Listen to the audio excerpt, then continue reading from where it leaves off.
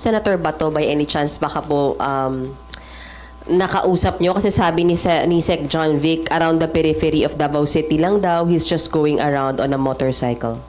Ang problema kasi kay Senator Bato, wala naman tayong official na warrant of arrest coming from the ICC. Kaya, okay, unang-una, it doesn't make sense to me na nagtatago siya. Hindi naman siya wanted eh. I don't know, nasaan yung warrant? Ano lang, sinabi niya sa atin na mayroong warrant, pero wala tayong nakikita. Unless, si Senator Bato mismo, nakita niya yung warrant of arrest niya. Kaya siya nagtatago. But as far as you, me, or I, are concerned, wala tayong alam na mayroong warrant of arrest eh.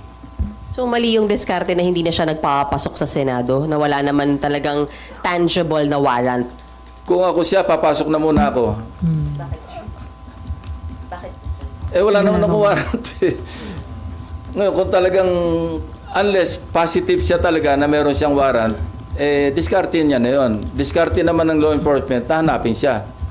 Kasi okay, I have no moral ascendancy na sabihin sa kanya mag-turn over sa yung sarili niya. Kasi ako mismo nagtago. Yun ang tinatawag na moral ascendancy. Kasi kung ako noon, hindi ako nagtago at nag-surrender ako, sasabihin ko sa kanya, mag-surrender ka. I cannot tell him that.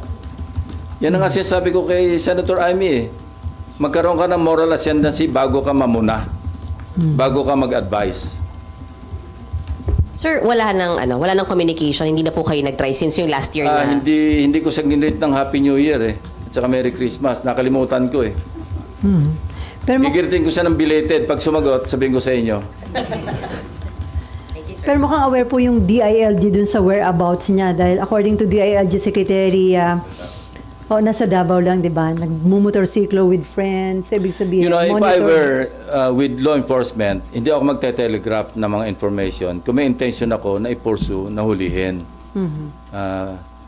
Unless nagdi-disinformation yung authorities.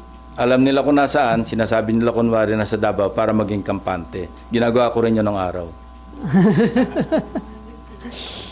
So, ang advice nyo, pumasok na muna dahil wala pa naman palang arrest warrant. Kung walang malinaw na may darating na arrest warrant, pumasok na muna siya. Sayang din yung boto niya sa mga bills, sa mga resolutions.